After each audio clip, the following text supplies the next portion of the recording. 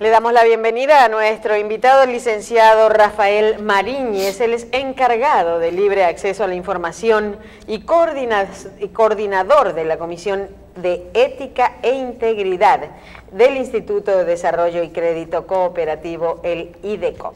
¿Qué tal? ¿Cómo le va? ¿Cómo está usted? Sí, muy bien. Muchas gracias por la invitación. Bien. Licenciado, gracias por estar aquí con nosotros hoy, sobre todo que uno se deja arropar de todos estos temas de corrupción, de casos de justicia, de ley de partidos, y a veces no le da seguimiento a temas tan interesantes y que participan tantos sectores como el tema de las cooperativas en República Dominicana. Recientemente vemos que el Banco Central mantiene una iniciativa de regulación a las cooperativas y se habla de hasta la posible regulación por parte de la Superintendencia de Bancos. También hemos tenido participaciones y vemos que sí se va a hablar de un proyecto de ley que cree una superintendencia especial de cooperativas, pero también de que pueda ser con parte del IDECOP, de que el IDECOP se convierta en una superintendencia de cooperativas con mecanismos regulatorios, los cuales permitan dos cosas: garantizar los ahorros y las inversiones que hacen los socios en las cooperativas cuando ocurren, porque vemos que hay cooperativas que tienen también sus planes de depósitos, las que son abiertas, y también trabajar mucho con lo que tiene que ver la nueva ley de lavado de activos, el proceso regulatorio, que también incluyó a las cooperativas como sujetos obligados dentro del sistema. Háblenos un poco de todo esto, usted como parte del IDECOP, que es el instituto en el momento que regula las cooperativas, y usted es el encargado y coordinador de la Comisión de Ética, así como de acceso a la información pública. Bueno, hay tres temas importantes ahí que debemos destacar. En primer lugar, hablar del interés que tiene el sector económico de República Dominicana de regular las cooperativas. Por otra parte, está el hecho de que el IDECOP tiene la necesidad, por la cantidad de cooperativas que hay en República Dominicana, de ser elevado ya a una superintendencia. Y naturalmente el trabajo que realiza el IDECOP en lo que tiene que ver con lavado de activos, un departamento creado recientemente.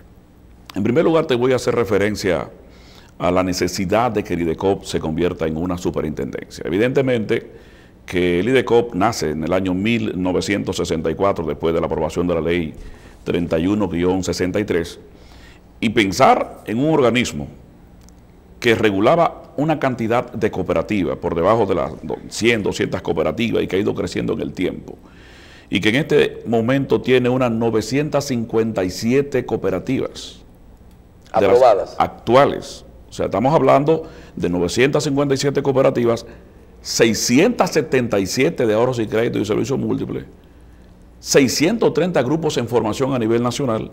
Estamos hablando de que ya la responsabilidad de la institución ha crecido con relación a la regulación de esas cooperativas y por lo tanto es imperativo que esta institución se convierta en una superintendencia. Naturalmente la superintendencia le dará mucho mayor capacidad para la regulación de estas cooperativas. Por otro lado, está el hecho de que hay sectores interesados, considerando evidentemente el Banco Central en este caso, en regular las cooperativas, particularmente las cooperativas de ahorros y créditos y servicios múltiples. Hay una sola razón que mueve precisamente el Banco Central a esto. Los activos de las cooperativas en República Dominicana sobrepasan los 214.000 millones. 214.000 millones de pesos. Y yo estoy convencido, como en efecto estamos convencidos en el IDECOP, de que si los activos de las cooperativas en República Dominicana no fuesen tan altos, estuviésemos hablando quizá de unos 100, 150.000 millones, no existiera ese interés. Porque lo que considera el Banco Central y otros sectores, la Superintendencia de Banco, es que nosotros no estamos en capacidad de regular cooperativas con tantos activos. Pero precisamente de ahí es que nace la necesidad de que el IDECOP se convierta en una superintendencia. Independientemente de que aun cuando no somos una superintendencia, estamos en plena capacidad de estar regulando la cooperativa a través de los departamentos sustantivos. En primer lugar, el departamento de fiscalización de la institución.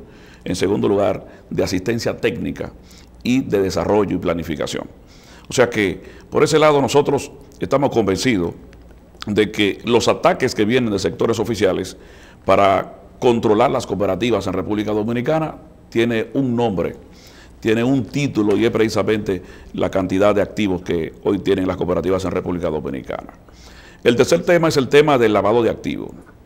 Las cooperativas son entes obligados a raíz de la supervisión de Gafilat. Gafilat es el capítulo de Gafi para buscar la manera de regular lo que tiene que ver con los órganos, las instituciones de intermediación financiera y aún las que no son de intermediación financiera, y la posibilidad de que se brinden como espacio para el lavado de activos, la proliferación de armas de destrucción masiva, inclusive el terrorismo. Recientemente República Dominicana fue precisamente supervisada por Gafilat, y lo que tiene que ver con el IDECOP creó el Departamento Antilavado precisamente para garantizar que no se produzcan lavado de activos en las cooperativas aquí en la República Dominicana. Raymond Familia, licenciado con una gran capacidad de trabajo, ha sido que han estado trabajando precisamente en esa dirección, y los resultados fueron evidentemente promisorios. O sea que estamos creciendo como institución, y la aplicación de la ley 155-17, que es la ley que regula, establece el antilavado, ha sido bien usada por el Departamento de Antilavado del IDECOP con el equipo que precisamente se le ha creado en torno a Raymond Familia. Mire, yo pienso que quizás, escuchando todos sus planteamientos, pienso yo particularmente que hay un error conceptual. Un error conceptual. Me voy a explicar. Usted dice que hay un interés del Banco Central y hay unos intereses oficiales, o sea, de organismos oficiales, por controlar las cooperativas. Y usted manifestó, y lo anoté aquí, que eso se debe a los tantos activos que tienen las cooperativas. Y yo pienso que debe ser por los tantos riesgos que tienen las cooperativas. Porque a mayor activos y pasivos, porque las cooperativas que tienen intermediación financiera tienen captaciones de recursos, y esas captaciones de recursos son pasivos, y cuando hay pasivos hay un riesgo, y el sistema financiero lo que evita es el contagio en una institución que esté en intermediación financiera, para que los ahorristas, que son los dueños de los recursos, puedan perder sus recursos. Entonces creo que quizás, aunque se quede como está, no estoy ni en una ni en la otra, aquí estoy como un comunicador, creo que lo están manejando de una manera quizás no adecuada desde el IDECOP, enfrentándose al Banco Central, a las autoridades monetarias, en el sentido de que el Banco Central tenga algún interés particular que no sea más que regular y supervisar el uso adecuado de los recursos, el manejo de los recursos, al margen de que ustedes ya se sientan que están muy bien con el tema de antilavado, que crearon su departamento de prevención de lavado a raíz de que vino Gafilat, o antes ya estaban un poquito preparados cuando la ley se modificó, pero véanlo como un interés del Estado de garantizar una sanidad en el sistema, y que lógicamente ustedes saben que no son todas las cooperativas que van a calificar, sino que son menos, creo que ha dicho el Banco Central que son como 20 cooperativas que tienen esa masa grande de captación de recursos, y que ellos tienen la obligación, conforme a la ley, de regular. Bueno, pero el asunto es que hay países como los Estados Unidos, por ejemplo, que quizás es uno de los principales ejemplos en materia de cooperativismo, conjuntamente con Alemania. En el caso de Estados Unidos, que maneja alrededor de unos 50.000 millones el sector cooperativo de dólares, la Credit Union es el organismo que regula todas las cooperativas. Y los países donde tienen inclusive activos superiores a los activos que tienen las cooperativas en República Dominicana, y por lo tanto el nivel de riesgo aumenta en función de esa cantidad de activos, quienes regulan la cooperativa es el instrumento, es el organismo que regula las cooperativas. O sea, me estoy refiriendo a todas las cooperativas, independientemente de los activos que tengan algunas de manera particular. En el caso de República Dominicana, entonces, se estila que si otros países han tenido la capacidad de regular todas las cooperativas con activos superiores a lo que tiene la cooperativa o el cooperativismo en República Dominicana, lo que hay que hacer sencillamente es adecuar el IDECOP para darle esa capacidad. Estoy de acuerdo, puede ser eso, lo mismo que están pidiendo de que se convierta en una superintendencia. Efectivamente. Porque no podemos nosotros, diríamos que, obviar de que el IDECOP tradicionalmente no ha sido una entidad fuerte en el tema de la regulación y la supervisión. O sea, siempre ha sido la que regula la cooperativa, pero quizás la forma, los recursos mismos que ha recibido el presupuesto no eran los adecuados. Tengo entendido que ha habido una transformación desde algunos 3 periodos para acá, y con el señor Mariña ahí al frente y que el gobierno central va a apoyar. Creo que eso es una parte importante. Así es. La conversión de que convenzan y que se convierta en una superintendencia es una oportunidad. Claro que sí. Y ojalá que, si es lo debido, que se haga. Lo que el Banco Central está haciendo con su gobernador y las autoridades es que quizás, mientras esto ocurra, yo quiero intervenir para salvaguardar esto. Quizás es un tema que a lo mejor sin saberlo están protegiéndolo a ustedes mismos como autoridades, de que no le explote en sus manos algo que lo que faltó fue una supervisión adecuada. Pero si ustedes van bien y lo justifican y se convierten, pues fenómeno, no hay problema. Lo que todo el mundo está preocupado es porque no ocurra lo que nadie quiere. Efectivamente. Bueno, para que no ocurra lo que se considera que pudiera ocurrir, bueno, pues entonces lo que tiene que hacer el Estado es ayudarnos a que el IDECOP se convierta naturalmente en una superintendencia. Aquí, desde que nació el cooperativismo en República Dominicana, alrededor del año 1946, con Alfonso Chafey, posteriormente se envía al padre Pablo Steele, de una orden religiosa católica de Canadá, aquí en República Dominicana, se fue a San Francisco. Los cooperativistas son socios. Y evidentemente que el que va a un banco es un cliente, no es un socio. Son dos instituciones de naturaleza totalmente diferentes. Claro. Que el Estado regule alguna cooperativa está convirtiendo precisamente a esos socios prácticamente en clientes. Y entonces, el trabajo que hay que hacer con todas las cooperativas, sin importar su naturaleza y sin importar los activos que tenga la cooperativa, lo puede hacer sin ningún tipo de inconveniente el IDECOP. Si lo está haciendo ahora, pues mucho más bien lo hará cuando se convierta en una superintendencia. Mire, independientemente de que la superintendencia sería buena, existen 2 problemas que usted debe de explicarnos. Uno es la posible creación de una superintendencia necesitaría fondos para ayudar a extender la supervisión y el manejo, sobre todo de los recursos técnicos y profesionales, preparación hacia los sectores que manejan las cooperativas.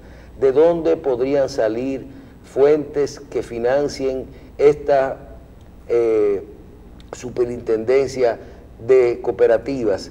Y otra pregunta es, aunque sabemos que las cooperativas tienen un fin diferente, una forma de prestar diferente, unos requisitos diferentes, un sistema diferente de manejar los ahorros, los créditos, las inversiones. Sabemos también que tienen ventanillas. Por ejemplo, explíquenos un poco de por qué en alguna cooperativa un socio puede tener un depósito a plazo que no necesariamente es un aporte a la cooperativa, sino puede manejar cosas separadas. ¿Y en qué tipo de cooperativa? Y si la pregunta es si una posible superintendencia tendría algún nivel de regulación, no en el control de a quién prestarle o con los números, los cicla y todo esto, los datacréditos y eso, los niveles de control, sino porque los socios tienen sus parámetros para prestarle, sino el tema de, por ejemplo, el controlar los niveles de recursos que la cooperativa dejan. ¿Cómo se llaman los bancos, los que dejan guardado para cuando hay que devolver? El encaje. Algo como el encaje legal, pero en el equivalente a este sistema, que es cuando hay un motivo de que alguien tiene riesgo, la gente pide su dinero, y ese dinero, si está prestado, no está disponible. Entonces, ¿cómo funciona esto? Bueno, les respondo primero lo que tiene que ver cómo va a financiarse la superintendencia, que es la primera parte. Naturalmente que al convertir al IDECOP en una superintendencia, el Estado tendrá que derogar una suma superior, naturalmente, en lo que al presupuesto de la institución se refiere, y el hecho de que sea el IDECOP una superintendencia crea una necesidad. La necesidad de que evidentemente hayan recursos que lleguen naturalmente de las propias cooperativas a la institución. Aquí hay un problema de que se está malinterpretando de que crear el IDECOP o convertir el IDECOP en una superintendencia sería para ordeñar a las cooperativas. Eso bajo ningún concepto es cierto, porque evidentemente se toman las medidas inteligentemente para que eso no ocurriese, para que eso bajo ningún concepto ocurra. Naturalmente, la manera como se manejan las cooperativas le permite, en función de la naturaleza de la cooperativa, a los socios acceder a cierto tipo de servicios. Por eso que se llaman muchas de ellas cooperativas de ahorros y créditos y servicios múltiples. Naturalmente que los servicios múltiples generan una serie de servicios que no se generan en otro tipo de instituciones de intermediación financiera. Creo que es prudente, y esa es una gran realidad, que en la medida en que el IDECOP se convierta en una superintendencia, pues naturalmente ya eso trae consigo una modificación a la propia ley 31-63, claro, que crea el IDECOP. Pero además hay que crear una nueva ley para la regulación de las propias cooperativas. Aquí la ley es la 127, que es la ley que regula las cooperativas. Y naturalmente... ¿De qué año es esa? Esa es del año 1964. Okay. Lo que precisamente se crea una ley para regular las cooperativas, un año después que se crea la ley para la creación del IDECOP. Sí. Y el hecho de que se convierta el IDECOP en una superintendencia, eso traería como resultado naturalmente una modificación a la ley o una nueva ley para la regulación de la cooperativa, claro, claro, y por lo claro. tanto entonces los procedimientos serían absolutamente diferentes. Claro. Bueno, en realidad los cooperativistas no pueden ver que un aporte a esa nueva superintendencia que se pudiera crear sería un gasto, sino es parte de pagar la supervisión. Es parte. Y que beneficia, sí, sí, porque aquí la regulación de las cooperativas, no desde una institución como es el IDECOP, sino el mismo IDECOP, pero convertido en una superintendencia, evidentemente que esos recursos van a coadyuvar para que precisamente las propias cooperativas funcionen mucho mejor. Mire, y cuando hablamos de servicios adicionales, servicios múltiples que pueden prestar las cooperativas, vemos no solo los certificados, vemos que hay muchas cooperativas que usted se inscribe, usted puede hacer un aporte, lo que se llama hacerse socio de la cooperativa, pero vemos no solo el tema de los certificados a plazo, sino vemos, por ejemplo, instrumentos como tarjetas de crédito, ya vemos transferencias virtuales, pagos, todo este tipo de servicios también sería regulado por el IDECOP. Evidentemente, naturalmente que sí. No tanto la ley que va a convertir al IDECOP en una superintendencia, sino fundamentalmente la nueva ley que va a sustituir la 127. Sí, la nueva, claro. La nueva ley, porque crear el IDECOP o convertir el IDECOP en una superintendencia generaría obligatoriamente que también se modifique, porque habría un desajuste entre la ley que regula las cooperativas y la nueva institución que sería una superintendencia. Claro. Naturalmente que al crearse una nueva ley sustituyendo la 127, pues evidentemente que todos esos aspectos estarían incluidos. Bien, mire, hay un tema importante y yo diría que fundamental, básico. Nosotros siempre hemos dicho eso para una sociedad, para una familia, para una gente. Así es. Y es hablar de ética. Eso mismo. Que es lo que la gente quizá lo ve como un término. Un término. Y mucha gente ha dicho inclusive que, bueno, ese señor no cometió ningún error. Simplemente fue una falta ética. Imagínese usted. Una falta ética es lo más grande que debe haber. Usted, en el área que maneja, que es el creador de libre acceso a la información pública, tiene también la responsabilidad de compartir y estar involucrado en el tema de un nuevo código de ética, vamos a decir, que ustedes están haciendo y que lo van a poner en circulación.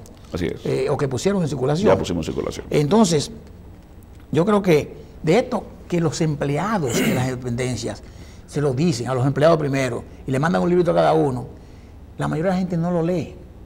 La mayoría de la gente ni siquiera lee sus responsabilidades. No, y las distintas instituciones que tienen los comités de ética. No, que es obligatorio. Claro que es obligatorio, pero a veces ni siquiera le tienen confianza. Y cuando se colocan los buzones para de sugerencias, piensan que eso es un gancho, que sí me quejo, y uno tiene que hacer un trabajo importante para que los empleados de las instituciones públicas vuelvan a creer en ese comité, empiecen a creer en ese comité de ética y que lleva adelante un trabajo importante. en la Así es. institución. Háblenos un poquito usted de su comisión de todo eso ética. y la experiencia que tenemos en ese sentido. Bueno, lo primero que quiero señalar es que el IDECOP nace en el año 64 y esta es la primera vez que tiene un código de ética. Es fundamentalmente la razón por la que estamos aquí. Es primera vez. O sea, estamos hablando de que en esta gestión del ingeniero Julio Mariñez es la primera vez que en el Instituto de Desarrollo y Crédito Cooperativo tenemos un código de ética. Así fue su preocupación. Oiga eso. Sí, porque Una entidad que nació en el 64. sí, nace en el 64 y todas las instituciones Y públicas. las comisiones de ética se comenzaron básicamente, diríamos que, básicamente en el primer gobierno de Leonel Fernández. O sea, efectivamente, Exacto. efectivamente. No, y en el 96-2000. bueno, y en el gobierno del expresidente Hipólito También Mejía ahí, también se creó claro. un código de ética del servidor público. Ahí, inclusive la ley del servidor público, la 12601, si no mal no recuerdo. Así es, Fue emitida por Hipólito Mejía, efectivamente. que creaba inclusive No, las unidades de auditoría interna de la Contraloría de la República. pero además el código de ética, que es la ley 10 del año 2001, también es de Hipólito Mejía. Claro. Y esa evidentemente fue modificada. Pero lo que hacía ese código de ética del servidor público como una sombrilla nacional era llevar a todas las instituciones públicas la preocupación de que cada una tenga, inclusive lo señalaba de manera precisa, de que cada institución pública tenga su propio código de ética, adaptada evidentemente a su propia naturaleza. En el caso del IDECOP señalé de que esa es la primera vez que tenemos un código de ética en una institución que nace en el año 1964. Ahora, la experiencia. ¿Y se implementa?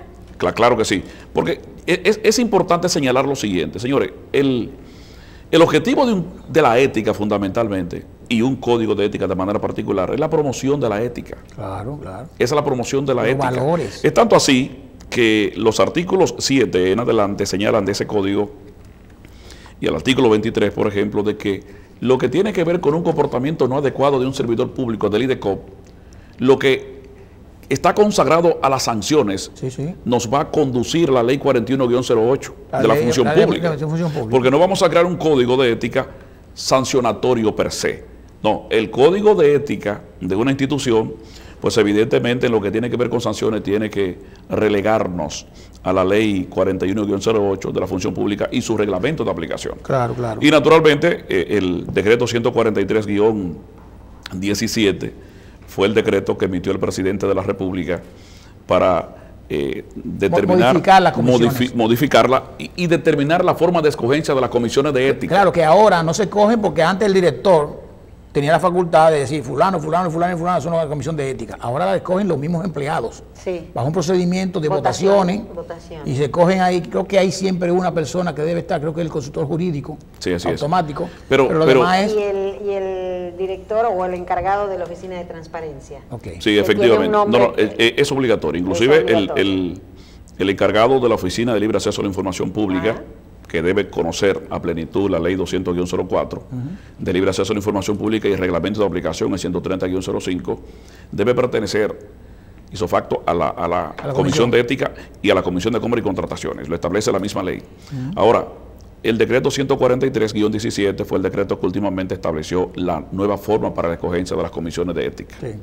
Y el presidente de la República, licenciado Danilo Medina Sánchez, juramentó íntegramente a todas las comisiones por un periodo de 2 años, inamovible, independientemente de que el nuevo incumbente de la institución determine.